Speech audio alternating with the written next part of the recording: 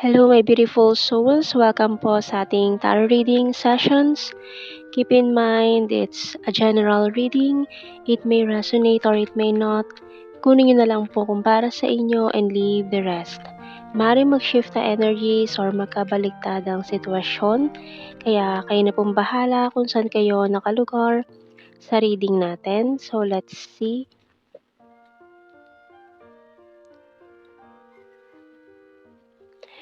Okay.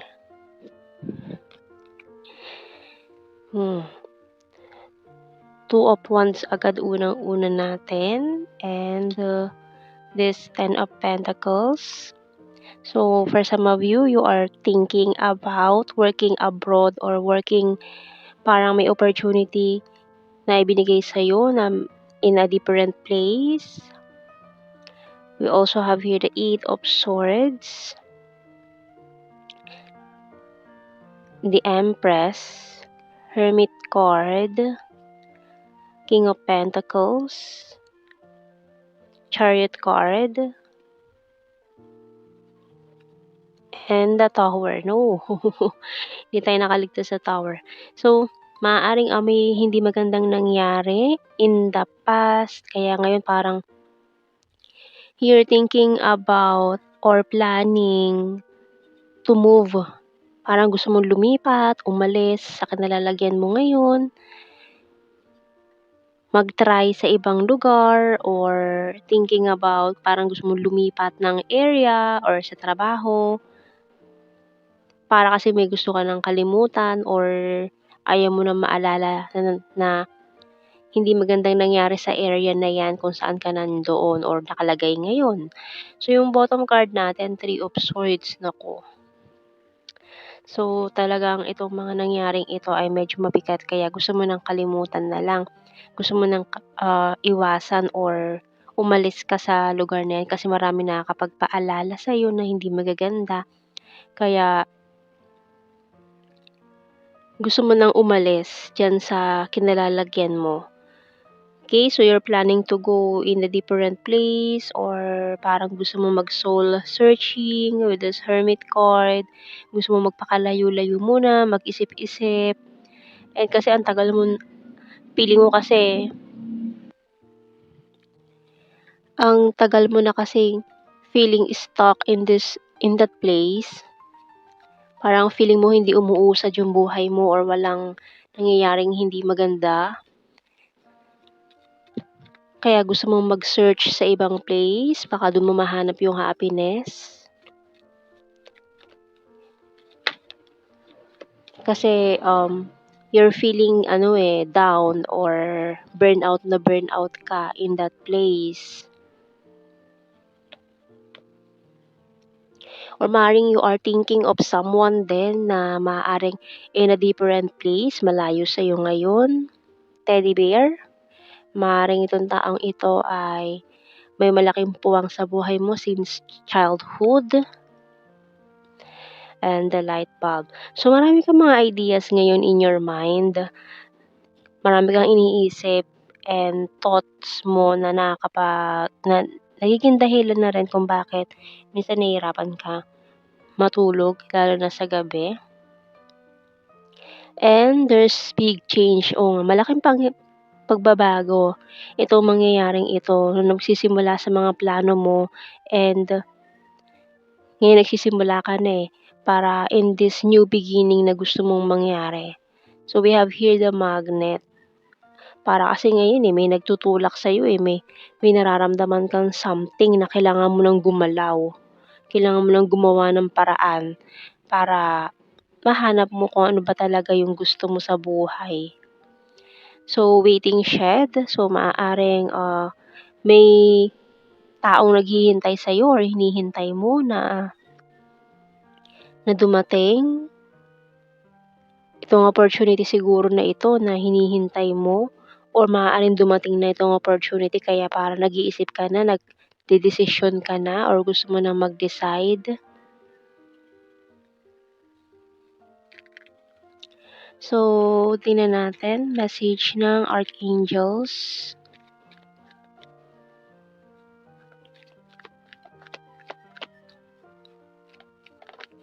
So, meron tayo dito mga signs ng Libra and Cancer sign, okay? So, we have here Courage by Archangel Ariel. Be courageous and stand up for your beliefs. So, ayan parang sinasabi, sige, parang go for it and lakasan mo yung loob mo kasi itong mga plano mo ay merong magandang kahihinatnan with the Chariot card. So, parang sinasabi ng mga spirit guides natin na nasa likod mo lang sila, okay? Lakasan mo lang yung loob mo kasi sinusuportahan nila yung mga plano mo, okay? So, tingnan natin.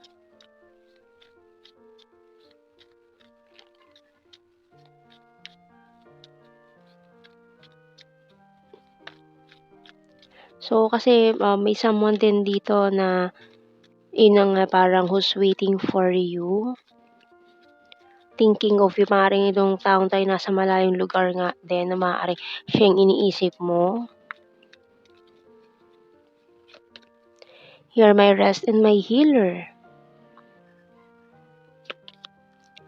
Honesty is the best policy. I want you back. So, itong taon to na naghihintay sa'yo ay from the past na talaga. And maaaring malaking impact niya sa inyong childhood.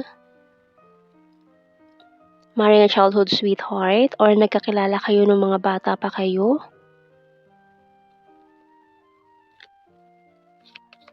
It's a disaster, nako. So, hindi talaga maganda ang naging separation niyo nitong taong ito, kung sino man 'to, na naging dahilan ng, heartache mo. I want to marry you someday. I will start to save money. So, dahil nga siguro, long distance for some of you, different country or by plane, by tatawid dagat or miles and miles and miles away. Sobrang layo as in kailangan a day, isang araw bago ka yung travel ninyo is 1 day, 'di ba? So, parang ang hirap naman ng mga gano'ng sitwasyon, patiently waiting. Pero itong taong 'to, ayan I'm patiently waiting, naghihintay siya. Maaaring naghihintay siya kung ano yung magiging desisyon mo. Maaaring may nakilala kang new person ngayon na parang in a different place, naghihintay siya kung anong magiging desisyon mo. Kung go for it ba or hindi, or maaaring nag-iisip siya or itong taong ito na nasa malayo ang nagdedesisyon or gusto magdesisyon kung pupunta ba siya sa'yo, lalapit ba siya sa'yo, gagawa siya ng paraan to see you para makita ka. Business is business. And you're my destiny. Maaaring parehas kayo nagdedesisyon na kung parang sinasabi, meet me halfway, ganon. Kung magkikita ba kayo nitong taong ito from faraway land.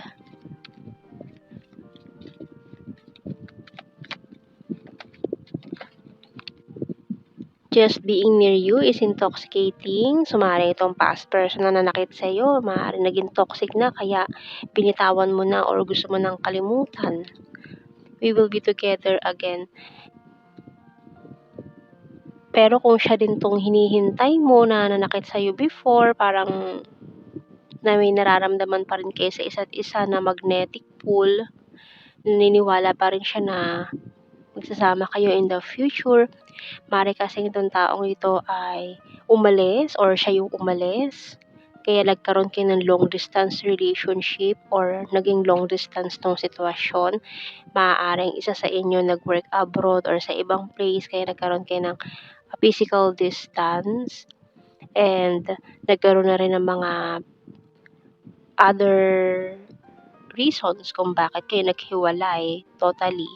Maaaring nagkaroon na din ng third party na naging dahilan ng Tower card, separation, and I'm grateful for the spiritual lesson.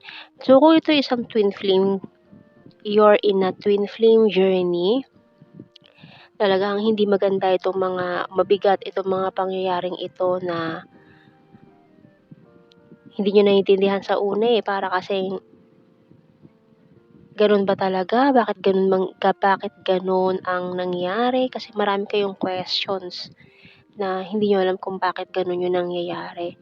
So, parang some of you go with the flow na lang and hinahayaan na lang yung destiny ang gumalaw, ayan. So, bahala na daw. You and I were too young. So, yun na nga, marami sa inyo nakilala niyo na 'tong taong ito since childhood. Mga bata pa kayo nun, parang sinasabi niyo na parang may sinasabi siya dito na bata pa siya, hindi pa niya alam yung mga desisyon niya noon, kaya gano'n yung nangyari, nagkaroon kayo ng separation. Parang hindi pa siya sigurado, para kasi naglalaro pa siya dahil nga bata pa. So, may mga other options pa kasi hindi pa siya sigurado kung ano ba talaga yung gusto niya sa buhay niya. Pero ngayon parang nagkakaroon na siya ng, kasiguraduhan sa buhay niya kung ano ba yung mga gusto niya sa buhay, kung ano ba yung mga gusto niyang marating, kung sino yung gusto niyang tao, mga gano'n. I remember every detail of that day, pero tandang-tanda pa niya, kung ano yung mga nangyari, kung gaano siya kasaya kapag nandiyan ka. So many things remind me of you. So yun, maraming mga bagay na kapag paalala sa kanya ng mga memories na yun. I know I messed up everything. So, alam niya, nasira niya 'tong connection na 'to, And I hope that you can forgive me one day. So, this person is asking for your forgiveness sa mga nangyari before. Mapapatawad mo pa ba siya? Maaaring this person put you in a third party situation. I want to feel that way again. Or may pinili siyang iba during nung umalis siya.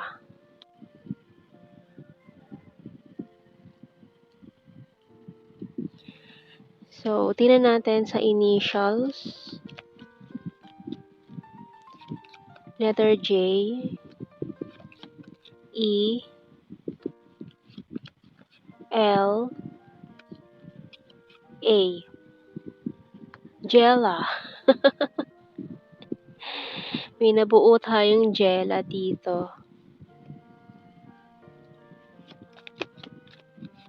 Letter T,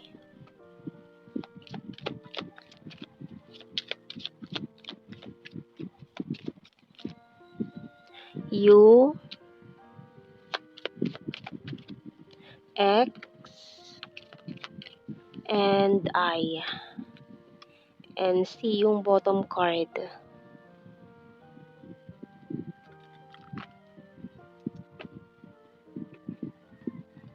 So, tingnan natin sa ating blue card. We have another courage card. So, may naghihintay talaga nag-iipon ng lakas ng loob talaga para harapin itong mga pagsubok na ito. Harapin itong mga nangyari itong in the past na hindi maganda para ayusin. We have here balance and true love. Wow! Kasi kung talagang worth it ipaglaban ito, talagang dapat ipaglaban 'to. Ayan, so tingnan natin. So nakasilip pa si all strings attached dito.